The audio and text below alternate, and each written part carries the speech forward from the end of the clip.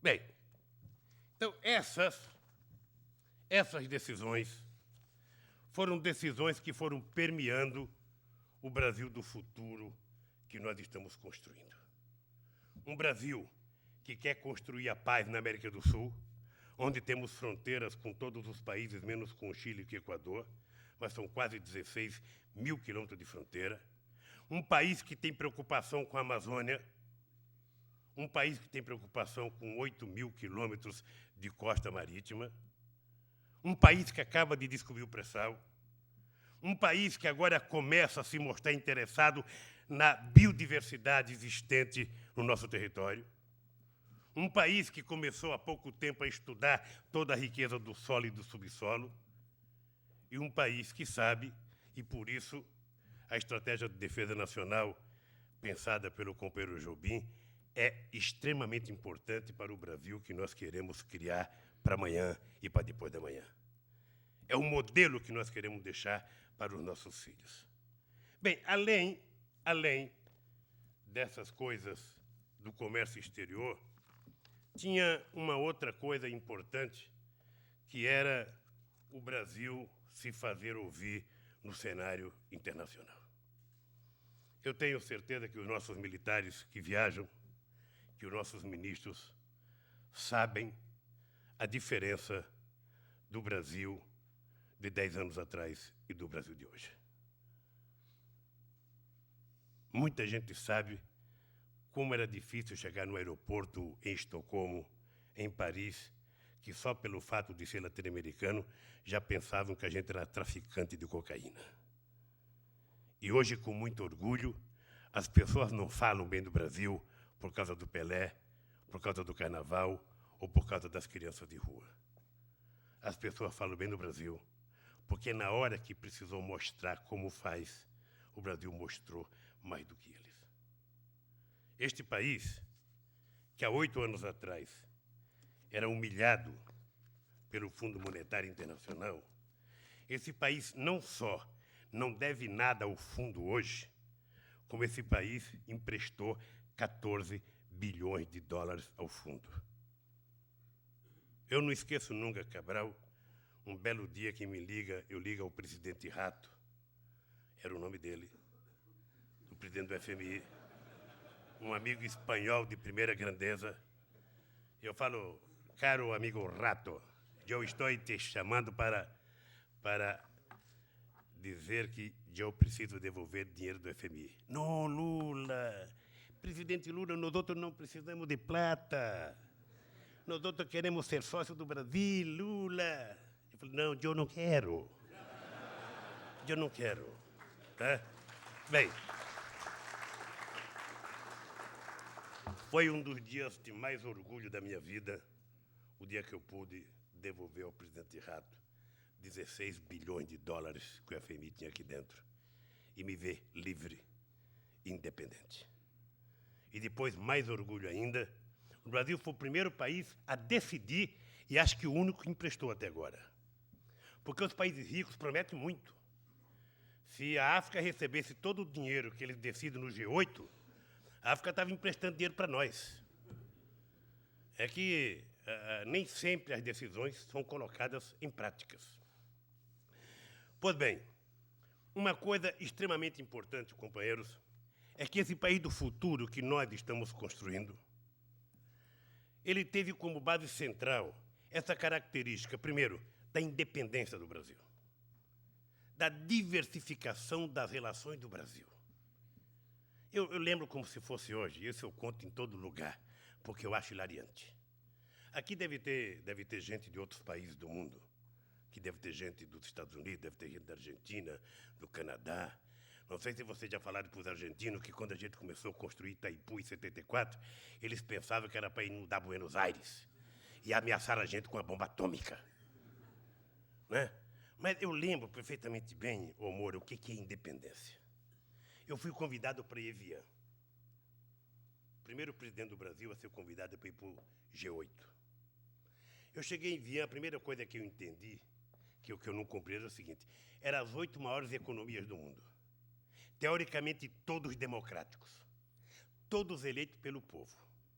Agora, gente, a quantidade de arame farpado que eu tive que atravessar para chegar lá, mas nem se pegar toda a cerca do Mato Grosso do Sul, Jobim, daria para compensar a quantidade de arame e de policiais e de militares. Não é possível que você reúna tanta gente de bem e tenha tanto medo. Alguma coisa está errada. Tem algo errado. Bem, mas eu fui lá. Cheguei lá, um pátio bonito. Fui na mesa, cumprimentei o rei da Arábia Saudita, cumprimentei o Kofi Annan, cumprimentei o Tony Blair, cumprimentei o Koizumi do Japão, o Prodi da Itália, e fui cumprimentando Angela Merkel. E sentei numa mesa, eu, Kofi Annan e o Nelson Jobim, e o Celso Amorim. Aí, chega o Bush. Gente do céu. Aí que eu vi o que era subserviência. Quando o Bush chega, todo mundo levanta. Mas levanta como se fosse, sabe, no meu tempo de criança, quando a professora entrava com a palmatória na mão. Todo mundo levanta e... Eu peguei na mão do Celso e falei, nós não vamos levantar. Ninguém levantou quando eu cheguei. Por que eu tenho que levantar? Ele é presidente dos Estados Unidos, eu sou presidente do Brasil. Ele é importante para os americanos, eu sou importante para o Brasil.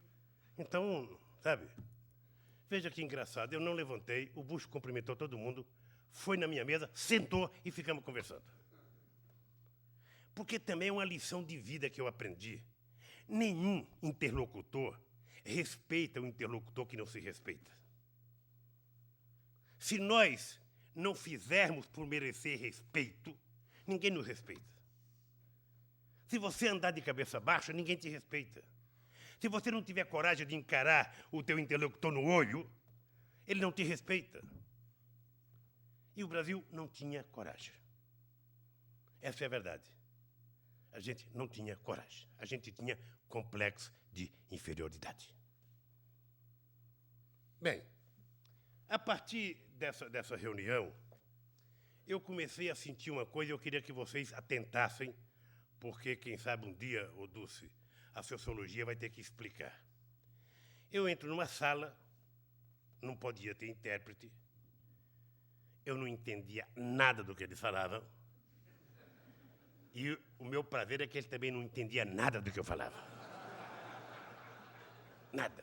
Então eu falei, bom, está empatado. Aí me deram um negócio de colocar no ouvido, e aí eu aprendi a conversar com aquilo lá. E eu comecei a notar o seguinte: quem desses presidentes aí já passou fome? Qual desses presidentes aí que tomou café até os 7 anos de idade só uma cuia de farinha com café preto? Qual desses presidentes aí já morou na Vila Carioca e acordou com 1,5 metro de água dentro de casa, disputando espaço com ratos? Você não sabe o que é uma enchente, Jobim? Você levanta de madrugada, as baratas querendo subir na cama, rato querendo escapar, sabe, fezes boiando por dentro de casa, e você tem que levantar meia-noite, 1, 2 horas da manhã, e tentar se salvar. Primeiro você tenta levantar, se tiver geladeira, levanta a geladeira, sabe, que é a coisa mais rica que a gente tem. Fogão, cama. Ou seja, eu fiquei pensando, qual deles já passou pelo que eu passei? E percebi que ninguém tinha passado. Eu falei, sabe, eu acho que eu sou tão ou mais importante do que eles, e eu acho que eles vão ter que me ouvir. E aí, estabeleceu-se uma relação de confiança e de respeito. E eles começaram a perceber que eu era a única pessoa diferente naquele meio. Eu, na verdade, era o único estranho. Porque a verdade é que aqui no Brasil também, eu fui a primeira alternância de poder de verdade.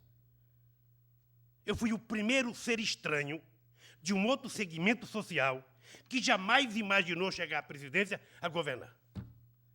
E vocês não acham que é extraordinário, ô Enzo?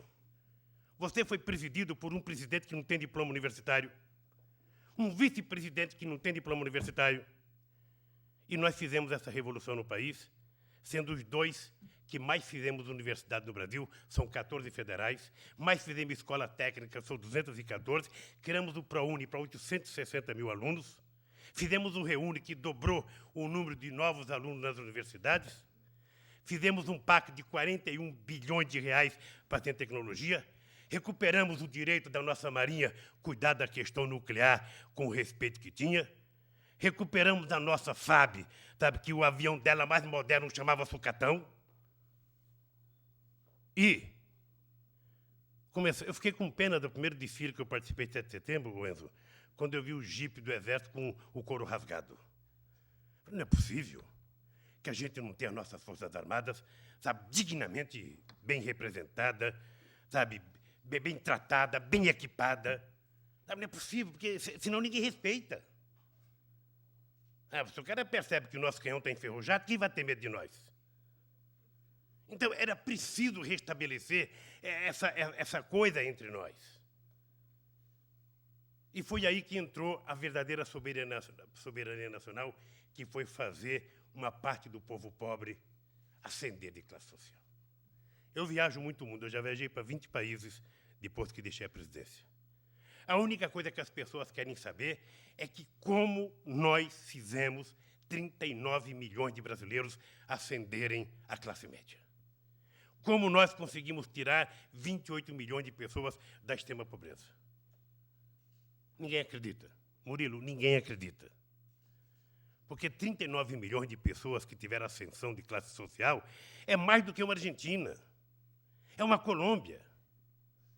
Ou seja, na verdade, é um país que em 8 anos ascendeu, sabe? Cresceu. E é por isso que o Brasil teve o sucesso que teve na crise mundial, que ainda não está resolvida no mundo desenvolvido. Porque como a gente tinha complexo de inferioridade, eles tinham um complexo de superioridade. Vocês sabem, eu não vou dizer, vocês sabem como é que eles falavam com a gente. Vocês sabem. Na crise econômica, eu disse, a crise no Brasil vai ser uma marolinha. Ela vai chegar por último e ela vai embora primeiro. E por que ela ia ser a marolinha? Porque a política anticíclica que todos fizeram depois da crise, a gente tinha anunciado dia 26 de janeiro de 2007, quando anunciamos o PAC. Era 655 bilhões de reais de investimento que a gente tinha pensado. E quando a gente começa a pensar em número, meus companheiros, é importante que vocês tenham noção do que eu estou falando, porque bilhões e bilhões e bilhões, a gente começa a nem decorar.